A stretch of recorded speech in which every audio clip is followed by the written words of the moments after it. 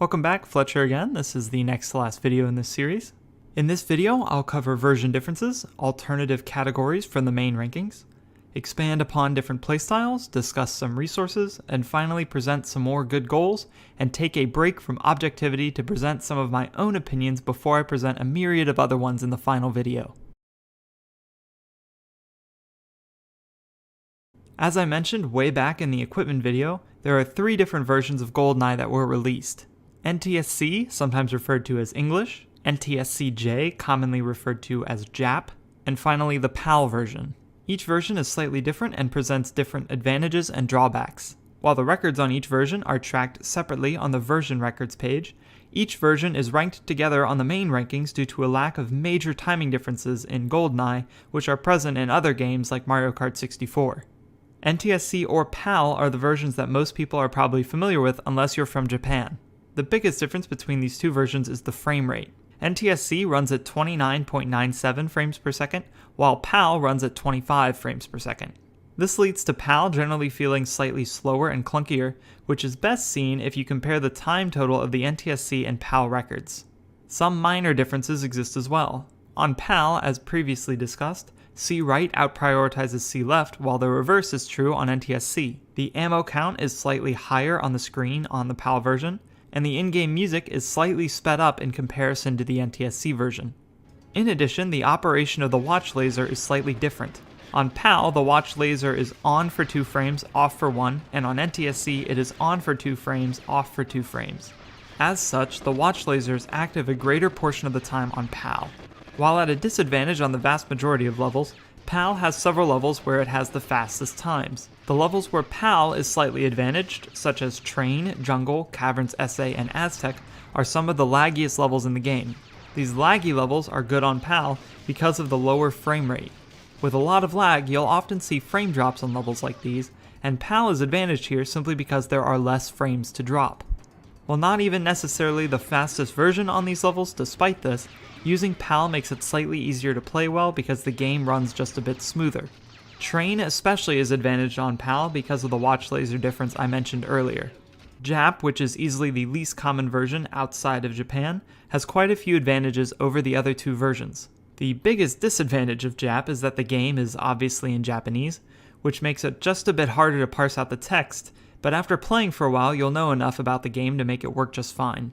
On English and PAL, levels that have body armor, or BA, often have less or no BA present on higher difficulties.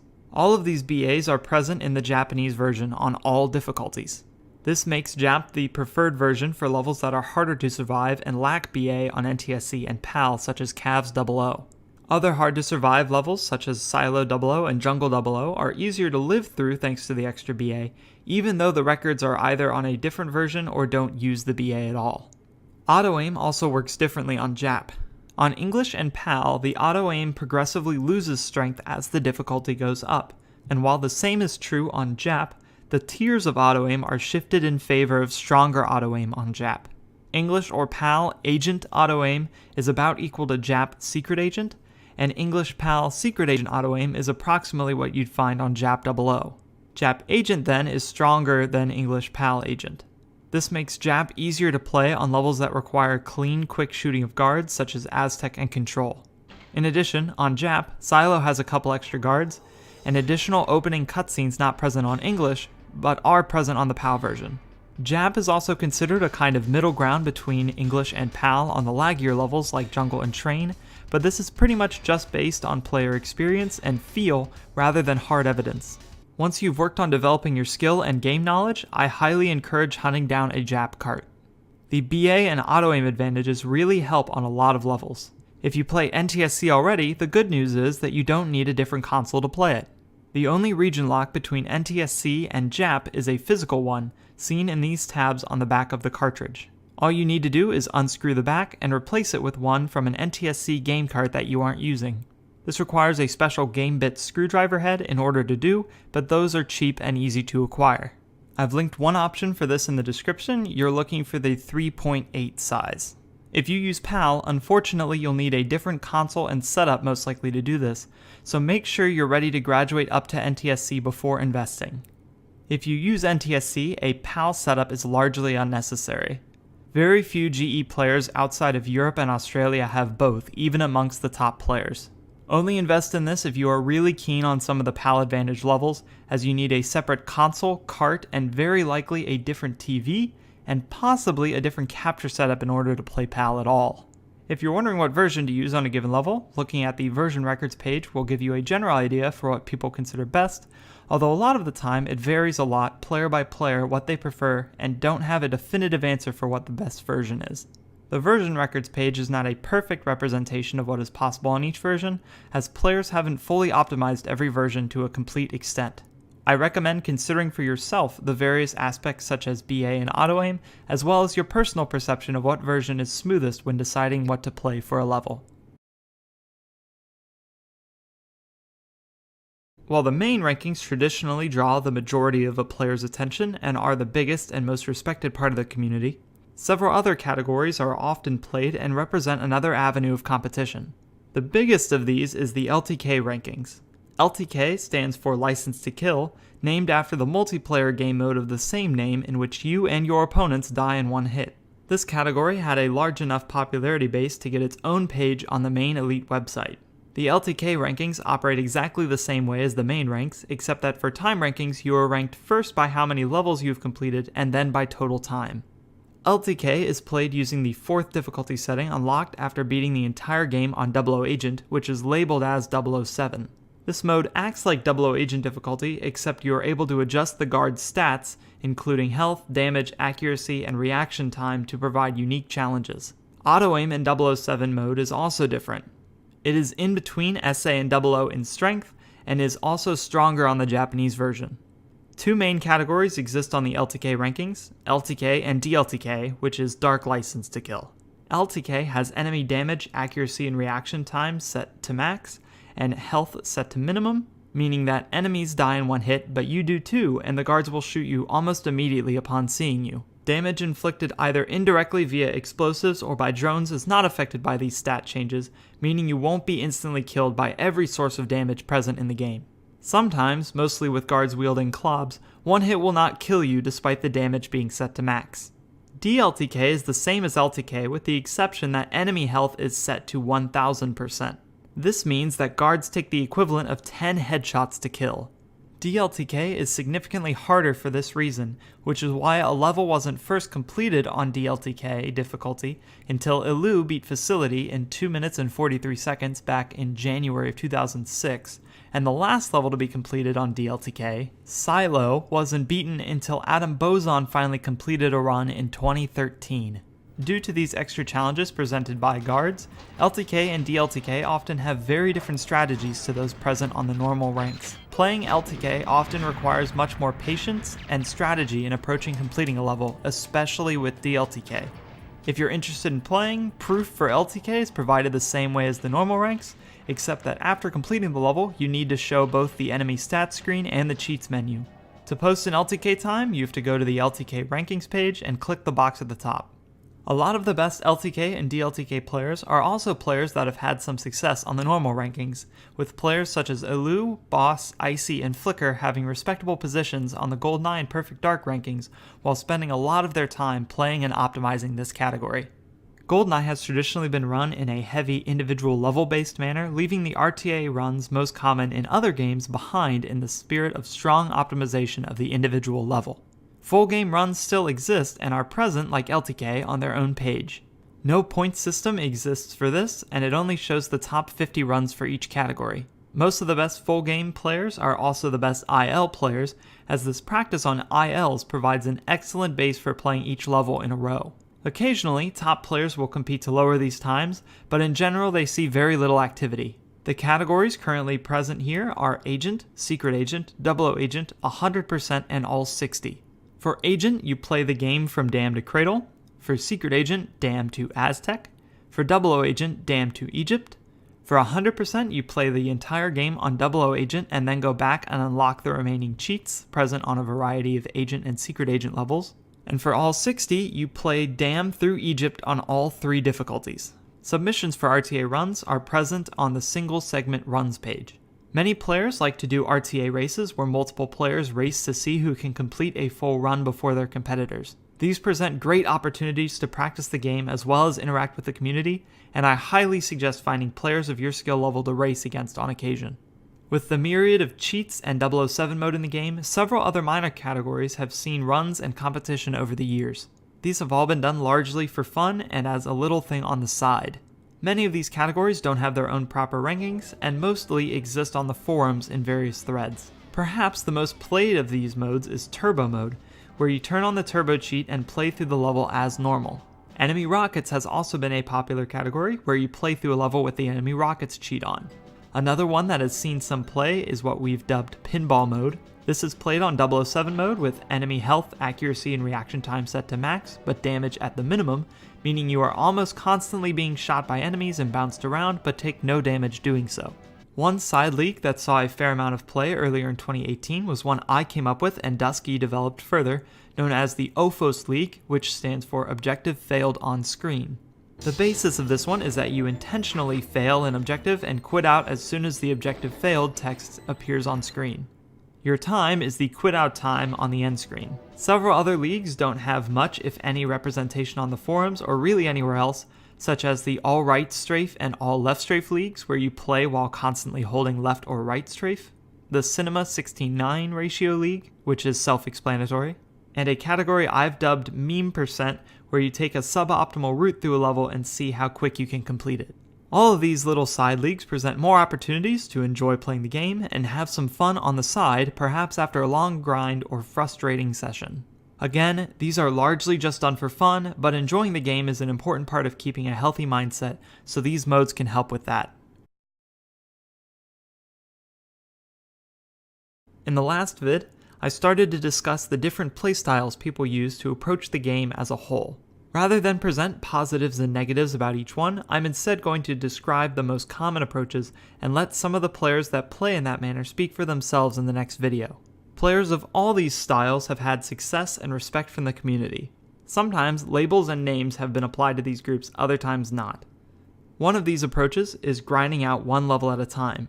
The focus of this one is to play one level for a long period of time and ground out a very good time or world record. Some players take this to the next level and dedicate a huge portion of their playtime to one individual level or a stage in each of its 3 difficulties. The sort of opposite of this approach is rotating levels, playing a large variety at once, working towards multiple goals, oftentimes settling for lower point value times from the IL grinders and seeing a lot more of the game. Expanding these 2 views out leads to a discussion on playing for points. Some people prefer to go after times that represent the largest point gain to help out their overall ranking. If they could drop 3 seconds off a PB to gain 2 points or shave 1 second off a different level to gain 12 points, they would lean towards the latter no matter the prestige or ease of achieving the former. Other players prefer playing for these prestigious times, only going after world records or well-recognized good times and not caring about where they end up on the overall rankings. Some players prefer to take their talent to the LTK rankings, where they work on innovating and developing new strategies to further optimize the category. Other players, after dedicating time to improvement and developing their skill, set their sights on an Untied world record and frame that as their ultimate goal. At the top level of play, many of these playstyles are present as well, granted with a much higher skill cap and reasonability of getting Untieds. Some play simply for points, some play for world records, others yet play for Untieds regardless of what other opportunities for large point gains present themselves. On the lower side of the rankings, some players just like playing occasionally and working on improving their time rank. Other players present unique challenges to themselves that require different playstyles entirely, such as a handful of players that dedicated themselves to simply completing all of the GE, LTK, and DLTK levels. Don't feel the need to dedicate yourself to any of these playstyles in particular, but it's good to be aware of them and reflect upon how you want to approach the game. Sometimes, people will dedicate themselves to a playstyle, discover they are unhappy, and try a different approach, leading to a much better mindset and satisfaction with their play. All of these styles can be approaches to prestige and respect from the community. As you continue to play and improve, it's important to keep in mind the resources available to you. The forums offers several very important resources to keep in mind. One thread here contains the links to the individual level tutorials that various community members have made over the years. Use these to help you approach individual levels that you want to play and get good times on. Playing the game is also advantaged if you know a lot about how the game works, and I suggest reading through the facts topic to help your understanding of a lot of IL tricks and game mechanics. There is also a thread where you can post videos of your runs to receive feedback from community members. This is also a resource available in the Discord server. I cannot recommend this enough. Submit your runs for feedback.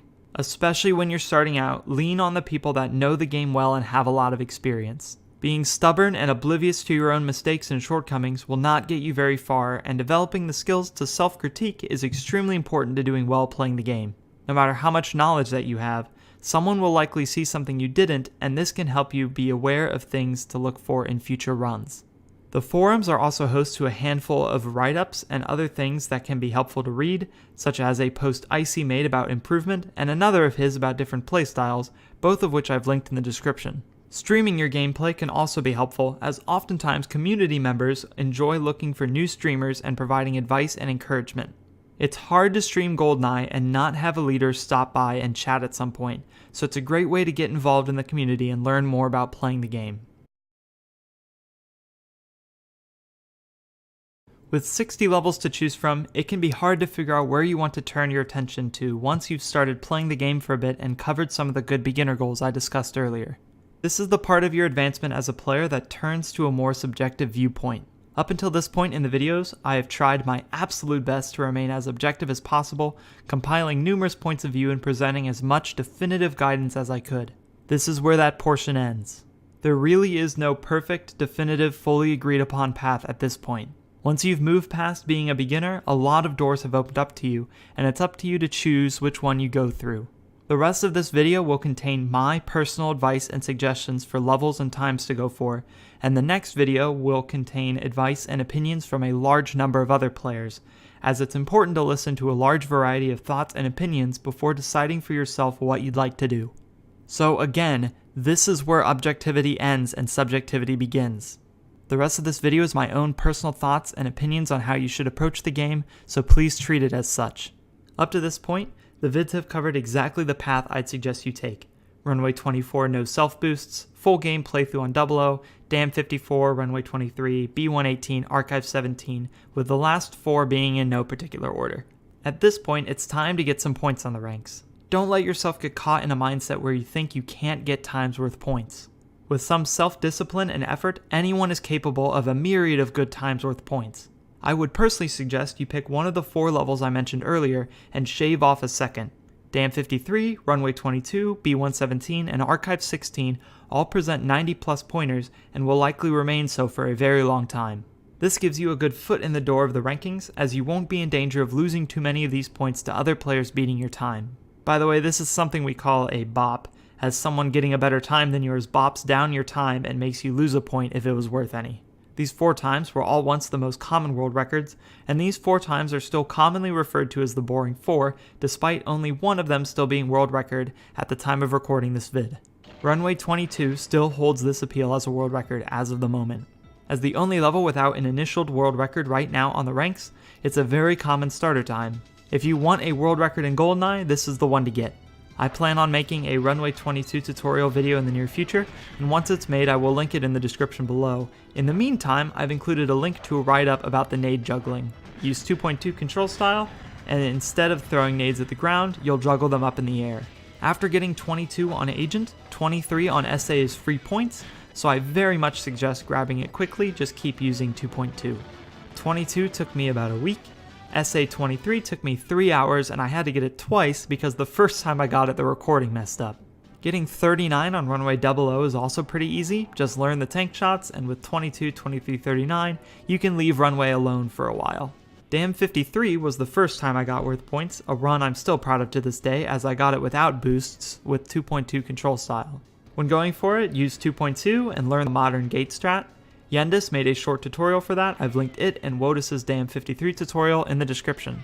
B117 was recently broken thanks to a new strategy development where we switched to 2.4 and analyze and throw the key in the fade of the level, meaning instead of pausing at the glass, we instead run through and pause after opening the final door. I plan on making a tutorial for this as well in the near future if nobody else does, and I will link the tutorial in the description once made, regardless of who makes it. I suggest just switching to 2.4 in the pause at the last door rather than playing 2.4 the entire level, so play 1.2 the rest of the time, as I don't personally play 2.x unless it provides an advantage, and due to the quick pause you can't get the bonus of starting at full speed since quick pausing stops Bond's movement.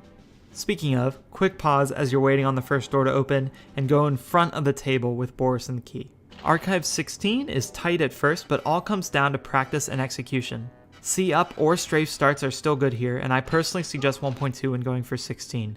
The 2.4 start, which I discussed in the last video, is difficult to do and will result in more dead runs in the first room. I've linked Wodahs' tutorial for 16 in the description.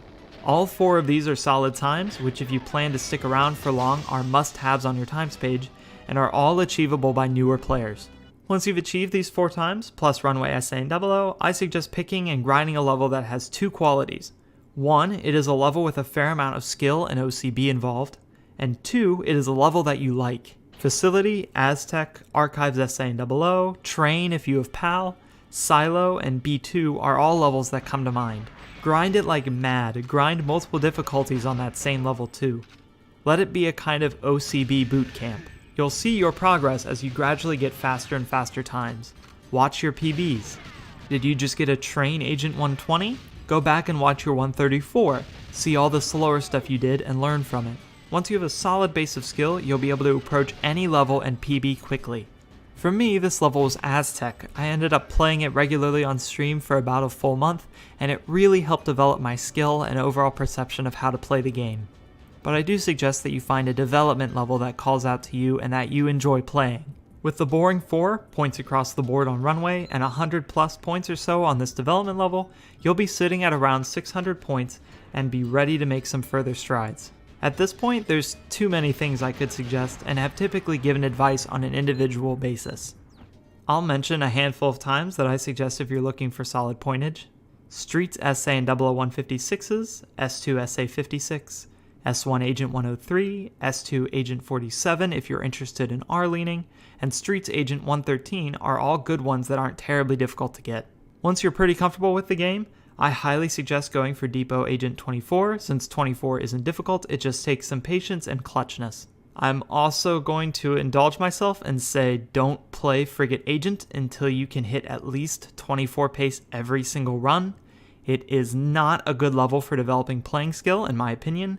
It's hugely luck based, and it's better to grind for luck on a level once you're better at the game so you don't have to revisit the level multiple times. Again, if you have a passion for the level, go for it. I just can't make an entire tutorial series and not speak my opinion on the level. As always, I highly encourage that you reach out to me, especially if you can catch me during a stream on Twitch, and I can give you advice on a more individual basis. I, of course, am not the only player that you can go to. There are plenty of players that are active and willing to help out if you search for them. With that, good luck on the runs, and the next video will contain a ton of advice from other players, and then finally the credits for the series.